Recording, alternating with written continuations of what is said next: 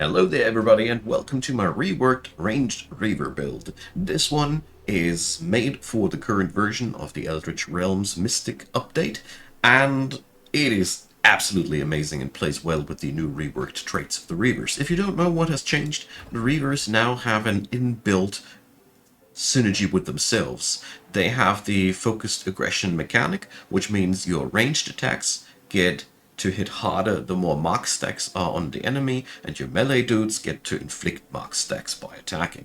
Really nice synergy, and our build is long range artillery playstyle because the mage lock units got pretty much fundamentally powered up, and this build takes a nice swing at that, and well, it is really cool.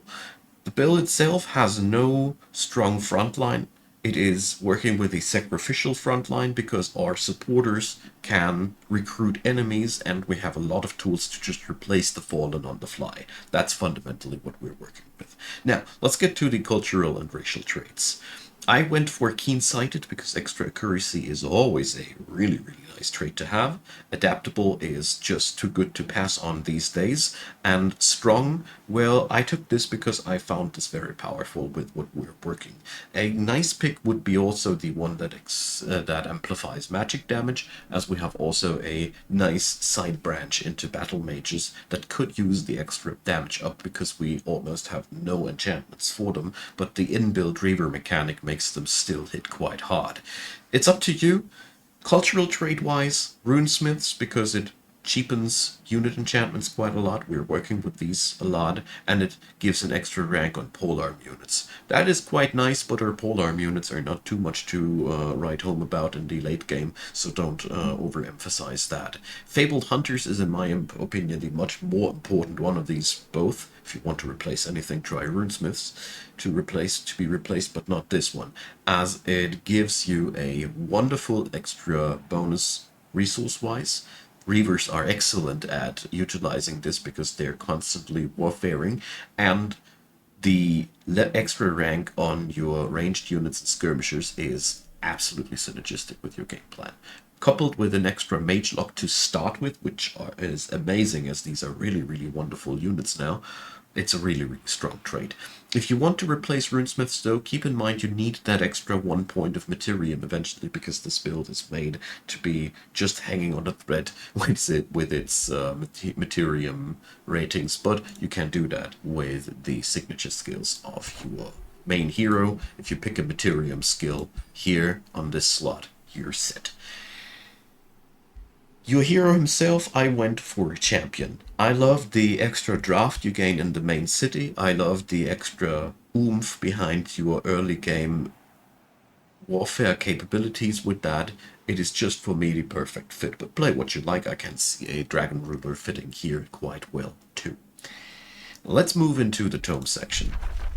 So I start out with this build with Pyromancy. Pyromancy is a book where you want to have basically every one of these spells. Fiery arrows and searing blades make your units just hit harder, and one thing is to be said, Fiery arrows is much more of a bonus on your mage locks than it looks like here numbers wise, as the extra increased effect is a lot higher number of fire damage. The Magma Spirit and the Pyromancer units are excellent for your early game and all across the board. The neat thing here is mark stacks increase their damage too, and the AoE attacks are no exception there. That means if you have marked somebody heavily and then you give him an AoE nuke, these spells hit quite hard too. The real nice takeaway of the Magma Spirits is they evolve eventually into some really nasty badass battle mages, so you basically can choose for yourself if you want to have a short-term unit that will eventually be never as powerful as the evolved one here, and if you feel confident in keeping these bad boys alive, go for them. The wonderful part about Magma Spirits is they can be summoned anytime, anywhere, and replace any fallen units, which is pretty nice, but they're not much to write home about, as their damage is really relatively low. Only with mark stacks they really shine. They are a future investment, whereas pyromancers are real damage dealers for your build. Enchantment Tome is the next one we pick up, as Sundering Blades is excellent for our build. We use our front line to keep our archers shooting, basically. That's what we're working with. Sundering Blades makes sure that our archers will hit harder. The thing is, we need our melee dudes to attack to apply mark stacks, among other things. But here we do two things. We do increase the damage via mark stacks and by sundering the defense, and here things come into swing. So this is a really, really nice synergy, and as you see, it is also applying to skirmisher units, which happen to be your tier 3 and really, really important backbone of your late game, so that's a really powerful thing. Purging arrows on the other side is a real super powerful thing that is easy to be slept on. The extra damage on magic origin units is again higher on your mage locks percentile wise, and keep in mind, many late game threats in the tier 3 to tier 5 realm are magic origin units, so this is a really, really powerful little thing. And the other thing is buff stripping never hurts. This is just a nice thing to be able to take away buffs if the enemy survives. I love that. So, tier 2 wise, we go over to Tome of Winds. Or did I miss out on something here? The Rune Carver's camps are not much to talk about. Ah yeah, the Copper Golems, I'm sorry. The Copper Golems are really cool as you can summon them and can turn mana into replacements. As spears and skirmishers of the tier 1 type will die a lot in your setup, and this is another wonderful ways and means to replace the fallen. Just about nice. And keep in mind, here again, it's a future investment kind of thing. If you keep them alive, the bronze golems kick ass and are really, really good for your build in every single aspect. So, just as a side note, if you are good at keeping your units alive. Tome of Winds. Seeker arrows. Do I need to say more? Extra range on your already hard-hitting artillery-like dudes is amazing. It just is, well, you see what I'm talking about. Zephyr archers give you a type of archer that is more flexible in his movement, but also features an AoE nuke. Mind you, here again, 50% more, or up to 50% more with 5 mark stacks. Sick stuff. The Wind Ragers are also really, really nice disruptors. First off, they can deal a lot of damage if they get to attack quite a lot, and Whirlwind is an option to just shove things away from your archers. More about that later in the strategy section. Abducting Cyclone is another tool that allows you to displace enemies, and displacement is a very powerful tool to keep the upper hand in combat.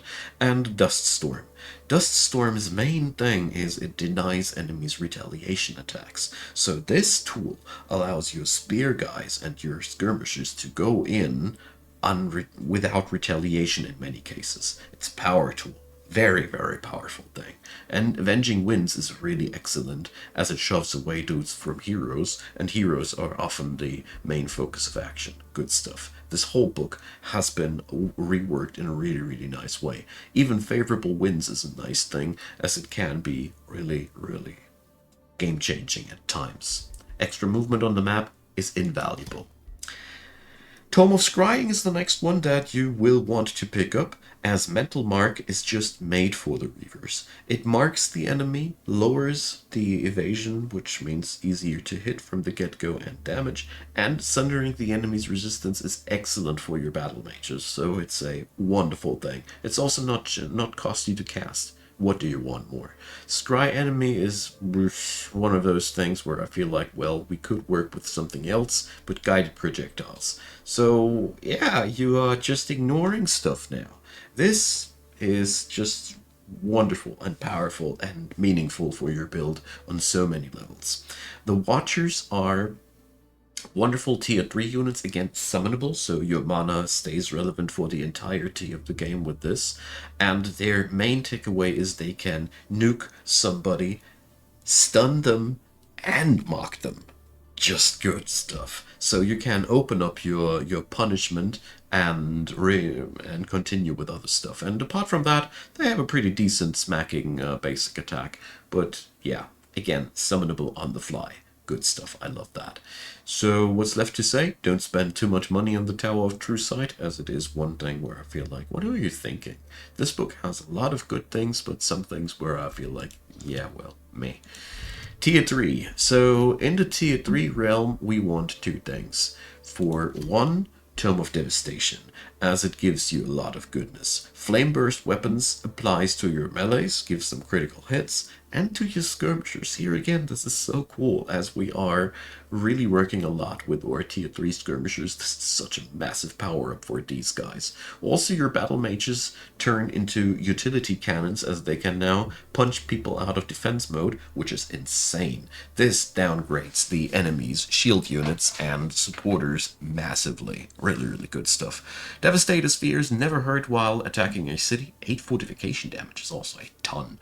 And Monstrous Rebirth is a relatively new thing. You can now transform one of your relatively low value units into a high value unit. It'll die, oh no, but you'll get a really, really monstrous little thing, the Warbreed, which you can also recruit in your cities once your town hall is level 4. It's cool to have a tier 4 shock unit. Do I need to say more? This is just more of what the Reavers need, and the Monstrous Rebirth skill gives you short-term access to that. And what can I say? We have so many ways and means to get low-tier units. It's really, really cool. And yeah, give these flame burst weapons also to your heroes, please, if you can apply. The other tier 3 to go for, in my humble opinion, is Dreadnought. So Dreadnought features so many good things. Mainly because the Reavers are able to utilize the spells out of this book like no other faction can. Pinning Barrage is immobilizing in a 2-hex radius, which alone halts enemy movement sometimes all in itself, and it marks them. And it has a nice damage. It is costly mana-wise, but seriously, this spell kicks ass for Reavers. Then we have Destabilized Mana Core. So again, a 2-hex radius mark with a bomb that will explode afterwards. Disruption does deactivates unit enchantments, and this is a wonderful time-delayed nuke, which is just, again, so synergistic with what we're already doing.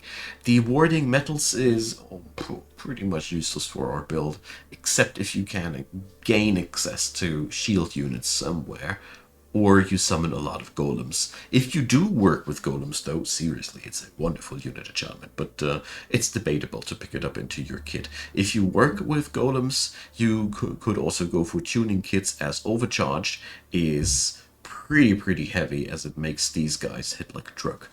Great Bombard, you have again a wonderful fortification breaker on your side with that, and the Ironclad is again a really neat and nice nuke device, which plays so nicely into our whole game plan. But this is basically where where a lot of your battle magic game plan can change. Also really nice if you can get it into your hero's game plan, Artillerist. 1-hex radius nuke, 1 freaking action point, and marking. Seriously, this is so good. This is an amazing spell, because 30 damage is really a lot. The War Foundry is also nice. All in all, this build is, with the books that you pick up here, able to churn out units at a terrifying pace. Tier 4 is where we go into Tome of the Crucible, which is attainable with the 6 Materium Affinity there. But, oh, I was wrong about the Materium Affinity on the Runesmiths. Forget what I said in the intro. I'm sorry. Anyways, Tome of the Crucible. Meteor arrows. Do I need to say more? Your mage locks will now start exploding when they shoot. Also your other arranged stuff that you're featuring. Lava Burst is another tool to demolish your enemies, as is Meteor Shower. I love combat enchantments, don't you too? Fortified Crucible is amazing, as it gives you a lot of fortification health, which makes your city stunned hard to conquer. And Pyroclastic Eruption is so interesting, as it destroys terrain. So if you really want to punish somebody's feelings, this spell is great for that. And yeah, Meteor Strikes is also really sweet for your heroes. The other tier 4 tome, choose for your own liking. Your build is pretty much complete from that point on, and I can see so many things work well for this build. Pick up dragons, as it would upgrade your battle mages tremendously, and evolving dragons is fun as well. There's a lot of things that you could do from that point on. I'll leave it up to your imagination. This build is going places after they right from the get-go, basically. So let's move on over to the strategy part. I want to talk about your roster before we get on over to the other parts. So Harriers are wonderful units. They're made to die. Their cast net spell is amazing as it immobilizes the enemy and mocks the enemy. And immobilization allows you to subdue enemies, but more about that later when we talk about the supporters. The Harriers' main takeaway is that they provide a singular burst of damage where needed, but the chance to immobilize the enemy. Sometimes it can halt an enemy at a choke point and cut off the enemy's movement entirely with that. In any other aspect, it is just a nice burst, and these guys also hit quite hard. All of our enchantments apply on these. Their downside is they die quite fast, but this build just needs people to die at times. Mercenaries, costly. The only downside about these, but these are really good frontliners for all of your early game, and that's because of two reasons. First off, their main attack is quite nice, and drive back allows you to push people somewhere else. The wonderful part about it is retaliation free. This means you can safely shove enemies around, mark them, and shoot them without provoking any counterattacks right from the get-go. Mercenaries have a wonderful power in that point in itself, and when they have all their three actions together, they hit really, really hard. But their unit upkeep is higher than other units, but that's really their only downside to talk about.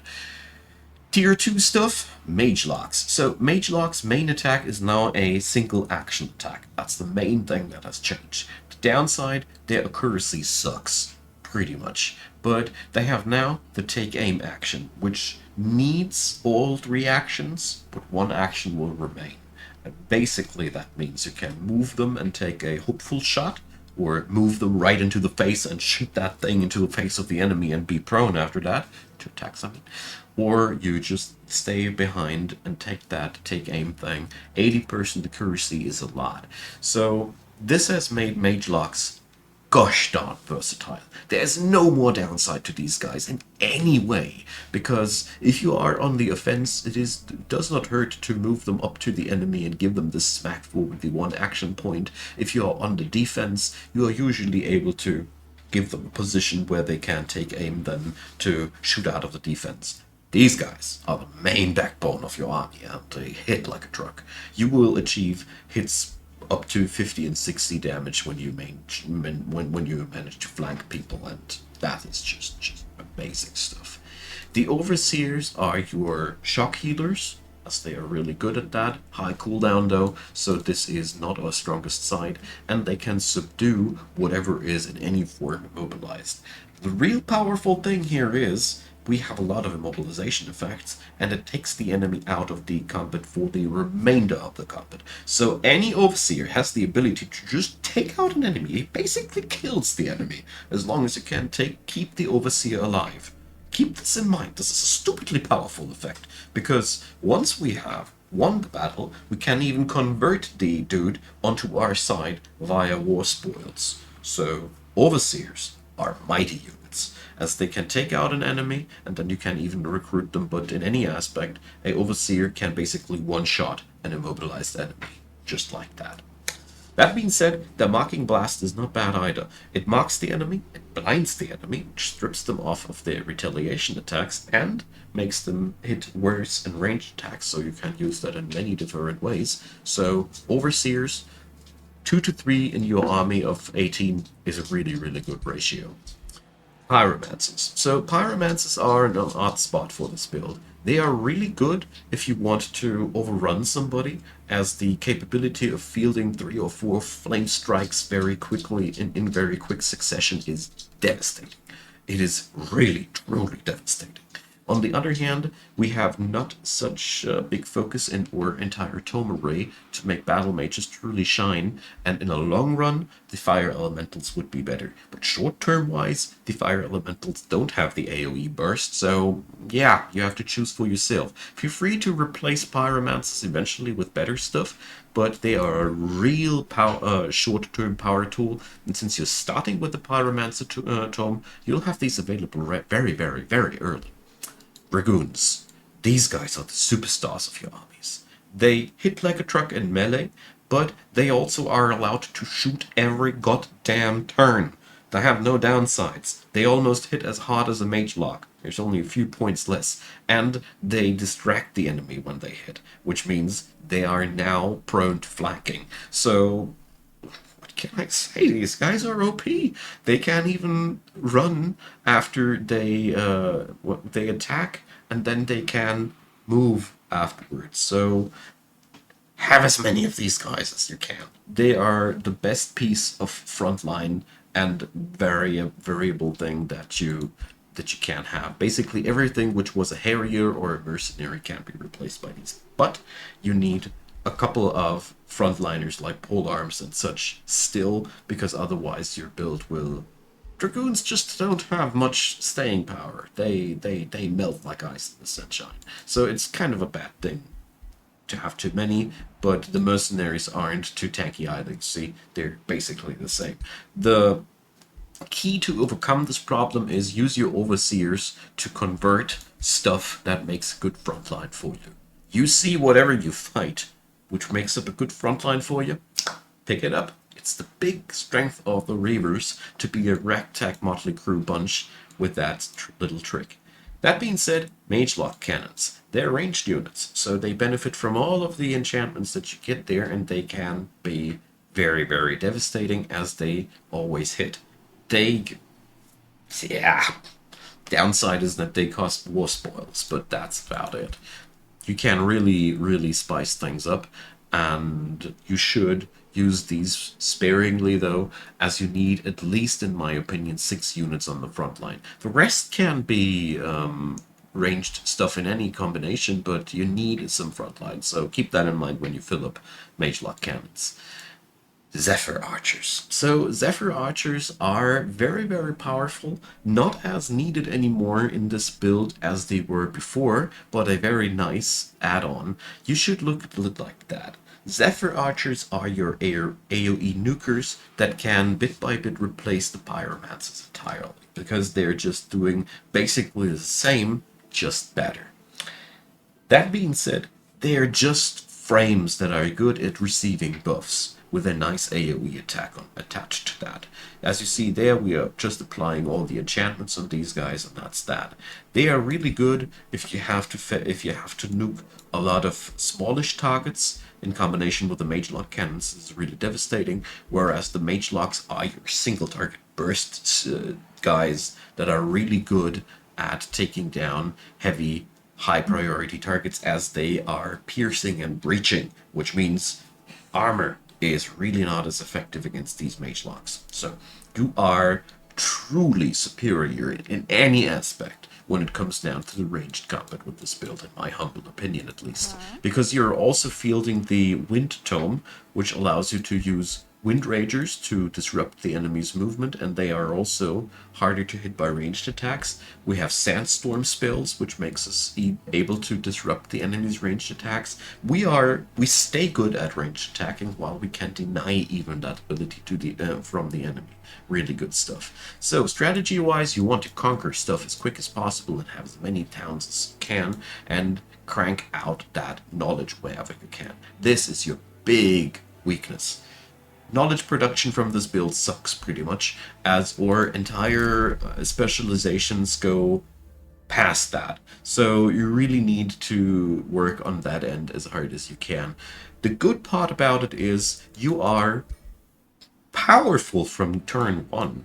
The Reavers with Pyromancy are stupidly powerful. The traits that you got allow you to have a mage lock right from the get-go. Pick up your hero with a mage lock as well, and you have a truly devastating ranged attack from the beginning, and all you need to do is cramp out a couple of mercenaries and harriers, and you have already a really hard-hitting army that can just let things die and keep the hard hitters alive. That brings me to the next point.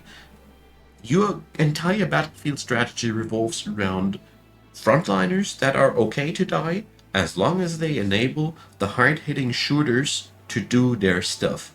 That being said, though, specializing your heroes into a bit of support does never hurt to keep your units alive, and it really works well. The more mass rejuvenation and restoration spells you can draft, the easier it is to keep your units alive, and the less of these you get, well, you can utilize that differently. But this build doesn't matter if people will die on the front line. You just pick up somebody else. Your overseers give you the capability to just pick up whatever you want. If a unit looks tasty, convert it. It's really one of the things that I can't stress out enough how important it is for your faction. In combat, designate target and suppressing barrage are two spells you should never sleep on, as the immobilization effect. It is only a 30% chance, but mind you, if it triggers, they can be basically killed by your overseers. That's just stupidly powerful, because it's, yeah, like I said. Have fun with that. I have not much more to add, except for you need to keep that mindset alive, that you want to keep your ranged attackers alive, and it is okay if somebody dies on the front line. Doesn't matter too much. You have a lot of versatility, you have a lot of adaptability with that build, and I hope you enjoy. It is my pleasure. So, feel free to leave a comment, leave a thumbs up, consider subscribing, tell me what kind of builds you want to see in the future, and yeah. Check out the description box, and feel free to support Icon Gaming financially via Patreon, PayPal, and all the other things down there. And thanks if you do. A big thanks to all of you watching these videos up until this point, and I hope you had a good time. See you around.